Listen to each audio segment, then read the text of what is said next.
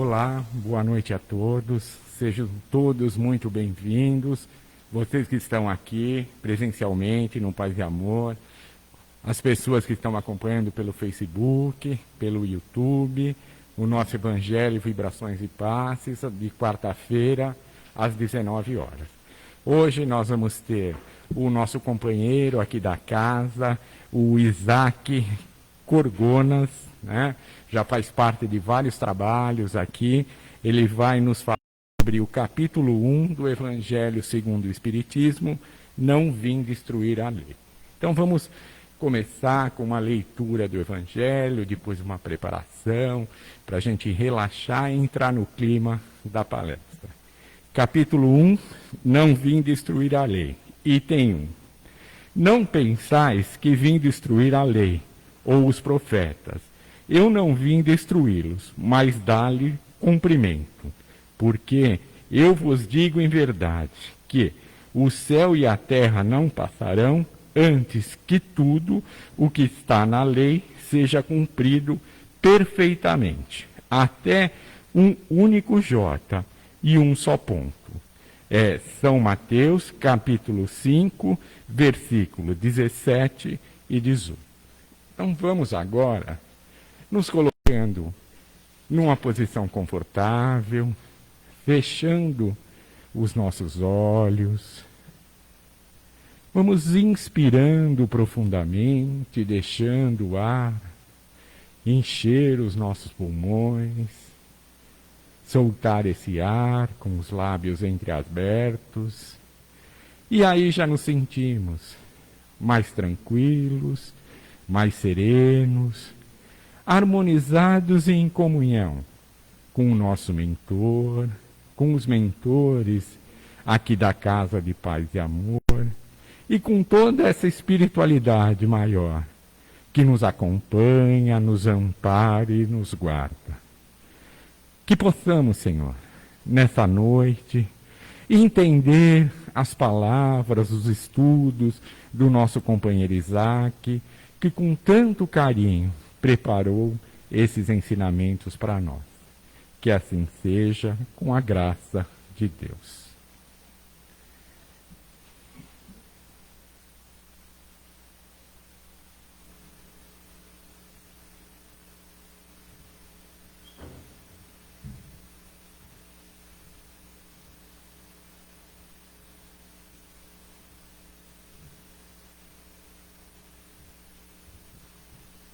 Boa noite a todos. Estão me escutando bem? É uma alegria novamente, uma satisfação estar aqui com todos vocês aqui para a gente conversar mais sobre um tema do Evangelho segundo o Espiritismo. E eu vou falar sobre o capítulo 1, como foi dito, Não Vim Destruir a Lei. E nesse capítulo fala sobre Moisés, sobre Jesus e sobre a doutrina espírita também. E embora entre eles hajam séculos de distância, eles estão ligados entre si. Moisés, nós conhecemos a sua vida através do Antigo Testamento. Ele ficou muito conhecido por libertar o povo hebreu, aplicando as 10 pragas do Egito. E também por abrir o mar, dividir o mar em 2 partes, para que o povo hebreu pudesse fugir à perseguição dos soldados do Egito. E ele também ficou conhecido por lançar os 10 mandamentos no deserto. Então a sua história é contada em filmes e em livros. E sem dúvida, ele foi um dos grandes espíritos que já estiveram encarnados conosco, assumindo várias missões, várias tarefas. Entre elas, a de libertar o povo hebreu, como eu havia dito, e também para lançar uma luz sobre os caminhos por onde a humanidade teria que trilhar pelos séculos futuros. Então Moisés, ele trouxe a libertação física de um povo e a libertação espiritual, numa época de grande insensibilidade humana. E depois que ele conseguiu realizar a libertação do seu povo, ele saiu com o povo hebreu pelo deserto afora. Então, para que ele conseguisse unificar esse povo, liderar de uma maneira tão justa, ele teve que aplicar duas leis: as leis civis e as leis de Deus. E essas leis civis, elas deveriam ser severas, porque o povo hebreu, embora fosse muito inteligente com relação às coisas materiais, ao trabalho, ainda ficava muito aquém, devia muito com relação às qualidades morais, às qualidades éticas. Então ele precisava liderá-los com rédeas curtas. Para que vocês possam ter uma ideia de como que era esta lei e como que ela deveria ser muito forte, uma das leis dizia assim, que se uma pessoa viesse a morrer por causa de um animal, o proprietário deste animal teria que sacrificá-lo. Este animal deveria morrer. Aos nossos olhos isso é um absurdo, porque que culpa tem um animal irracional de provocar a morte de uma pessoa? Nenhuma. Mas se nós analisarmos pelo pensamento daquela época, as pessoas dependiam do animal para sobreviver. Vejam bem, o leite da vaca, o leite da cabra, o transporte de objetos pesados pelo boi, pelo cavalo, pelo camelo e até para se locomover. Então, se a pessoa tivesse o seu animal sacrificado, a vida dela também estaria em risco. Então, ela tomaria mais cuidado com o seu animal. Então, Moisés ele fez uma lei que guiasse o seu povo de maneira bem rígida. E também ele guiou o seu povo pelas leis de Deus, para que o povo amadurecesse, crescesse moralmente e eticamente. E vocês sabem qual foi essa lei de Deus que ele instituiu no meio daquela sociedade? Foram os 10 mandamentos, né? Os 10 mandamentos. Então, a lei civil, ancorada nas leis de Deus, propiciaria os sucessos dos planos de Deus, que estava preparando aquela nação para a concepção, para a ideia de um Deus único, que embora fosse severo, só queria o bem daquela nação, e também para preparar o caminho para a vinda do Messias, o Salvador, tantas vezes anunciado pelas antigas Escrituras, que foi Jesus.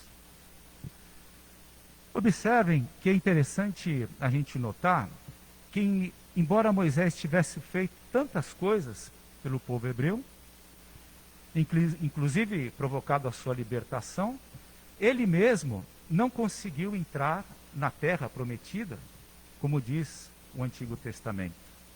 Ele desencarnou antes de entrar na terra prometida. Mas com certeza, a terra prometida já estava dentro do seu coração, porque durante toda a sua vida, ele seguiu as leis de Deus. Da mesma maneira que o reino de Deus está no coração de cada um de nós, e que para que nós possamos senti-lo em profundidade, basta nós seguirmos os ensinamentos de Jesus. Então o povo, ele já, naquela época, já abagajado intelectualmente, estruturado como sociedade e evoluído moralmente, começou a propiciar campo favorável para a vinda de Jesus em meio ao povo.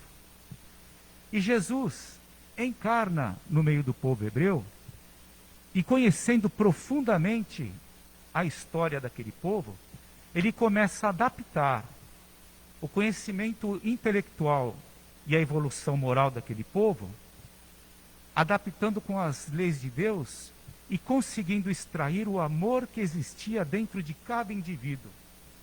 Ele tinha essa capacidade de extrair o que a pessoa tinha de melhor em si mesmo. Então observe, se na lei de Moisés dizia assim, olho por olho, dente por dente, Jesus falava, perdoai, para que o vosso Pai possa perdoar os seus pecados também.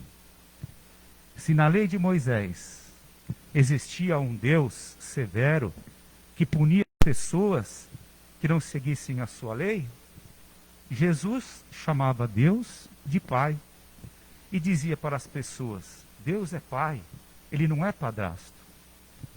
Se na lei de Moisés era permitido o apedrejamento em praça pública, como um ato reprovável socialmente dentro daquela sociedade, o que dizia Jesus? Aquele que não tiver pecado, que atire a primeira pedra. Se na lei de Moisés tinha que se lavar as mãos para se sentar ao redor da mesa, para celebrar junto com os seus, porque era uma sociedade que valorizava muito os dogmas e as aparências, o que Jesus dizia? Jesus dizia que o que torna impuro um homem não é o que entra pela sua boca, mas sim o que sai do seu coração. Isso naquela sociedade foi instituído um objeto que se chamava gasofilácio, onde as pessoas atiravam as moedas como forma de caridade. E aquelas moedas, quando caíam nesse objeto, faziam um barulho estridente para que a pessoa pudesse ser notada. O que dizia Jesus? Que a sua mão esquerda não saiba que faz a sua direita, como maneira de ensinar para as pessoas que Deus sabe o que se passa no coração de cada indivíduo. E Jesus falava muito mais coisas. Falava que o primeiro mandamento, amai a Deus sobre todas as coisas, e ao próximo como a si mesmo. Isto resume todos os profetas e toda a lei de Moisés. Pois quem é capaz de realizar esses 2 mandamentos, é capaz de realizar os 10 mandamentos e muito mais. Então vocês observam que Jesus, ele não veio desqualificar nem diminuir as leis de Moisés. Ele veio aperfeiçoá-las porque o povo já estava amadurecido, tanto intelectualmente quanto moralmente. E se Jesus ele foi condenado, criticado, perseguido e crucificado, não foi porque ele ia de encontro contra as leis de Moisés, e sim porque os seus ensinamentos, as suas atitudes e as suas palavras iam de encontro aos poderosos que aproveitavam da falta de conhecimento e da ignorância do povo para se beneficiar, pouco se importando se Jesus falava bem ou mal de Moisés. Por isso que Jesus falou em um dos seus momentos: ai de vós, doutores da lei e fariseus hipócritas, que são iguais a túmulos caiados, por fora uma grande beleza, mas por dentro estão cheios de ossos de toda a espécie de imundície. E Jesus, também conhecedor de que todos os seus ensinamentos iriam ser adulterados por esses mesmos poderosos, e que as pessoas ainda não estavam amadurecidas suficientemente para entendê-lo em profundidade, o que ele promete? Enviaria o Consolador prometido, que explicaria todas as coisas que ele explicou e muito mais. E foi o que aconteceu. Com o passar dos séculos, a humanidade mais evoluída em todos os sentidos propicia clima favorável para que os espíritos possam apresentar a doutrina espírita. Então, os espíritos, como se fosse um verdadeiro exército da paz, um verdadeiro exército de luz, é claro, sob a orientação de Jesus, começa a atuar no encarnado coletivo, em todas as pessoas encarnadas, para que a doutrina espírita pudesse se fazer conhecida, como mais tarde ficou conhecida como Espiritismo. E assim, usando os conhecimentos intelectuais do senhor Allan Kardec, que foi o grande codificador, e a sua bagagem reencarnatória também, certa noite, convidou-se para que ele pudesse assistir às reuniões que estavam sendo passadas, que estavam acontecendo em Paris, que estavam sendo muito famosas, que eram os fenômenos das mesas que giravam no ar em torno de si e respondiam às perguntas das pessoas. Inicialmente, perguntas frívolas, sem importância nenhuma, que as pessoas faziam nessas sessões apenas para se divertir por uma simples distração. Mas Kardec, na sua sensibilidade, ele percebeu que se existia resposta às perguntas das pessoas, com certeza deveria existir alguma coisa inteligente por trás de tudo aquilo. E assim, meus amigos, descortinou-se um mundo tão maravilhoso, desconhecido e belo, aonde nós tomamos conhecimento da existência de várias leis. Leis que nós nem sabíamos que existiam. Entre elas, a lei de adoração, a lei do trabalho, a lei da reprodução, conservação, lei de destruição, a lei da sociedade, a lei de progresso, igualdade, liberdade, lei de justiça, amor e caridade. E que são essas leis?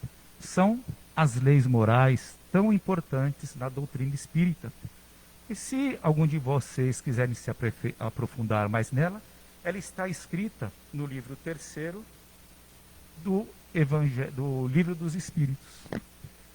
E dentre todas estas leis, nós tomamos conhecimento de uma lei importantíssima, um dos pilares da doutrina espírita, que é a lei da reencarnação, onde nós adquirimos a consciência que nós não morremos no sentido como nós entendemos, como deixar de existir.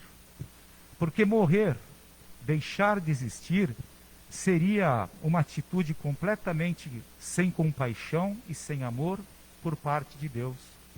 Porque como ele poderia criar uma vida que caminhasse para o nada? O nada não existe, porque nós somos imortais. E isso mudou muito, mudou tudo, mudou a nossa relação com a morte. Porque nós sabemos que nós, ao morrer, não deixaremos de existir. Isso mudou o aspecto também, como as pessoas encaram a morte e trouxe mais consolo. Como no caso das pessoas amadas que partiram para outros planos, que desencarnaram, isso nos trouxe consolo, porque nós sabemos que nós vamos revê-las em outros planos, em outras existências, em outras vidas. E um exemplo muito forte para que a gente possa falar nesse momento é aquele filme que eu acho que a grande maioria assistiu, As Mães de Chico Xavier, não é? Quanto consolo as cartas psicografadas por aquelas mãos de luzes, né? Puderam trazer consolo a tantas mãezinhas, centenas, talvez milhares de mães que obtiveram consolo sabendo que seus filhos estão bem, não caminharam para o nada. E a reencarnação também, ela trouxe um novo olhar para nós, porque nós descobrimos que através das sucessivas existências é que nós explicamos várias causas, várias injustiças que nós vemos no nosso dia a dia, várias diferenças sociais que nós não sabemos explicar. Mas a doutrina espírita explica isso através das sucessivas vidas. Porque todos nós temos o livre-arbítrio de conduzir a vida como bem quisermos, mas também responderemos pela condução que tivermos na nossa existência. É como diz aquele ditado: a semeadura é livre, mas a colheita sempre vai ser obrigatória. Aí está a verdadeira justiça de Deus. Mas, meus amigos, o tempo é curto. E até agora nós falamos sobre leis. Mais especificamente, para que servem as leis de Deus? Ora, as leis de Deus servem para conduzir-nos durante as várias situações que nós vamos vivenciar na nossa vida. As leis de Deus servem para iluminar os nossos caminhos, para que possamos dar passos seguros. Dizem que Deus colocou a sua lei na nossa consciência e no nosso coração. E também dizem que a lei de Deus é a lei do amor. Esta lei do amor que ainda nós estamos aprendendo. cada existência, a cada boa vontade, a cada passo, nós estamos aprendendo a lei do amor.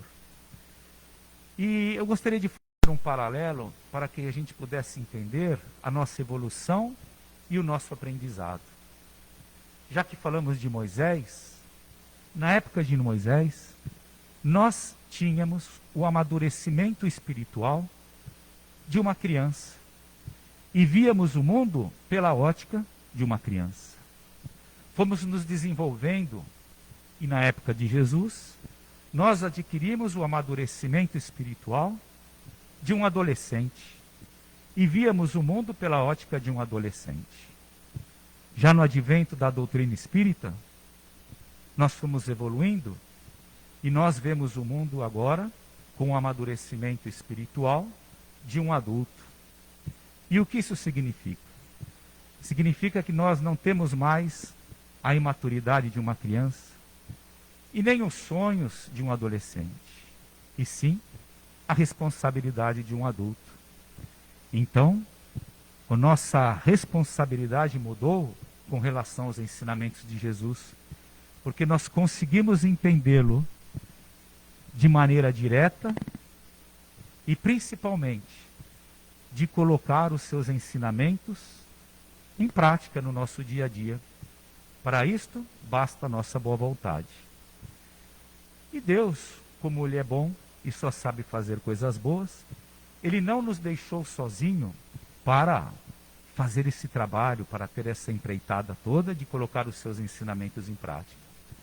Por isso que Ele nos trouxe Moisés, por isso que Ele nos presenteou Jesus com o Evangelho, e por isso que Ele nos presenteou a doutrina espírita, com tantos seguidores anônimos que nos fornece tantas lições. Eles fizeram a sua parte. Basta cada um de nós fazer a nossa parte. E para acabar, para encerrar, que o nosso tempo já estourou, eu gostaria de contar uma pequena história que aconteceu comigo quando eu era adolescente. E eu perguntei para um padre amigo meu, que era professor de filosofia, professor de teologia, numa de umas faculdades conhecidas, e eu perguntei para ele como que ele explicava Moisés abrindo o mar em duas partes para que o povo hebreu pudesse sair livre e fugir à perseguição dos soldados. E eu percebi que aquela pergunta era difícil de responder e difícil.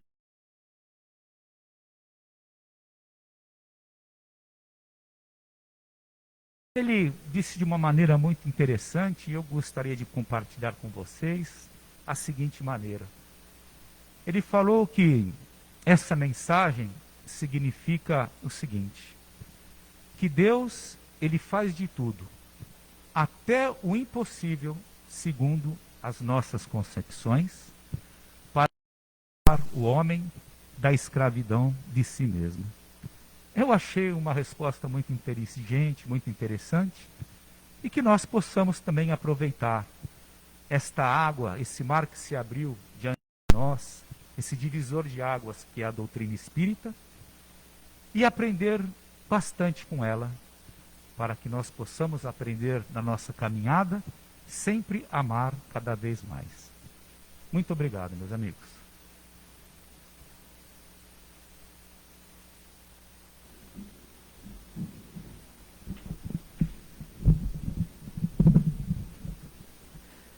Obrigada, Isaac, pelas palavras, pelos ensinamentos. Nós vamos seguindo com o nosso trabalho, agora nos encaminhando para as vibrações, passes, fluidificação das águas.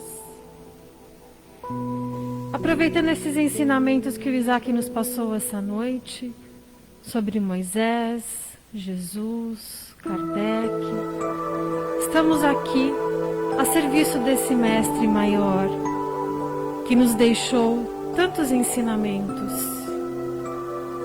E nós, como seus discípulos, como seus alunos, aprendendo no nosso dia a dia a colocar esse evangelho de luz em prática, nos aperfeiçoando como seres encarnados e olhando ao nosso próximo com os olhos que o Pai sempre nos olha. Conectados com essa espiritualidade, nós vamos nos iluminar como o Pai.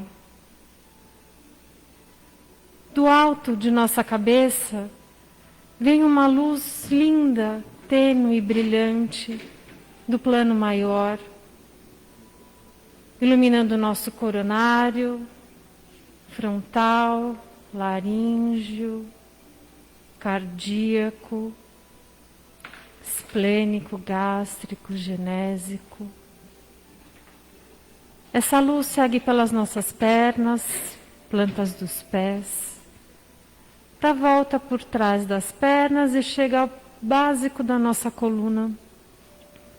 Ilumina a nossa coluna vértebra por vértebra e chega novamente ao coronário no alto de nossa cabeça.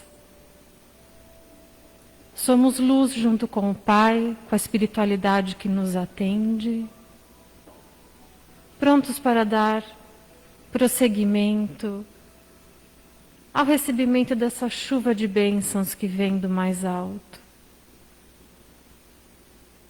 Servas de Maria, nossa mãe, tantos trabalhadores aqui da Casa de Paz e Amor se achegam a nós que estamos aqui, se achegam a vocês que estão aí de casa assistindo o nosso trabalho e nos abençoam com palavras de incentivo para que nós sigamos sempre adiante o nosso caminho, tendo o Evangelho como bússola, como norte, tendo as palavras do Cristo sempre em nosso coração e em nossa boca e principalmente em nossas atitudes. Que nós possamos sempre nos lembrar, quando tivermos dúvida, e nos perguntarmos: o que faria Cristo neste momento? Como Ele agiria nessa situação? Na dúvida, façamos como Ele, amando ao próximo, amando sempre sem cessar. Juntos, nós vamos agora abençoar o nosso lar. Que nós possamos imaginar a nossa família unida, de mãos dadas, e que ali os mentores que acompanham a nossa família fazem uma limpeza fluídica em todos os ambientes, tornando o nosso lar luz. Essa luz esparge pelos lares dos nossos vizinhos, pelos lares de todas as pessoas que moram no nosso bairro, na nossa cidade, no nosso planeta. Nós somos luzes abençoando esse planeta. Nós somos luz do Pai, acolhendo a cada uma de suas criaturas que necessita do pão material, do pão espiritual, que necessita da saúde espiritual, da saúde física. Todos, neste momento, sem exceção, são abençoados e são orientados em suas mentes a seguir o Evangelho, a orar e vigiar em todos os instantes, com atenção, com cuidado. Nesses momentos difíceis pelo qual passamos, o Pai abençoa a cada um de nós, segundo a nossa necessidade. E nós devemos agradecer sempre. Nós devemos ajudar ao próximo sempre, dentro das nossas possibilidades, com oração, com caridade, com fé. Tudo vai passar se nós tivermos o Pai ao nosso lado, se nós estivermos ligados à espiritualidade maior pelas nossas orações. Neste momento, os médiuns aqui da casa, já postados, levam a energia que eles têm no âmago do seu ser a cada um que está aqui presente e que está aí em seu lar, assistindo essa palestra, assistindo essas vibrações. essa energia, em forma de passe, chega a você nesse momento. E ali é colocado o que você precisa. Se você está com a sua garrafinha de água ao lado, e a espiritualidade maior está depositando o remédio necessário para que você siga adiante, com saúde, com fé e esperança, sempre. Agradecemos a espiritualidade que está sempre aqui na Casa de Paz e Amor, acolhendo a todos os trabalhadores encarnados, desencarnados, acolhendo a todas as pessoas que aqui vêm buscar o lenitivo da prece, do amor, do acolhimento. Que o Pai Maior esteja sempre entre nós, que nós possamos permitir a sua presença. Neste momento, nos encaminhando ao encerramento dos trabalhos, nós agradecemos. Agradecemos pelo aprendizado, agradecemos pelos desafios que nos são colocados, pois é ali que está a nossa evolução, é ali que está o que necessitamos. Que o Pai Maior nos proteja, nos guarde, nos guie sempre. A vocês que estão conosco aqui no Paz e Amor, agradecemos a presença. A vocês que estão aí em casa, assistindo a palestra virtualmente, nós também agradecemos a presença e esperamos reencontrá-los na próxima quarta-feira. Que assim seja.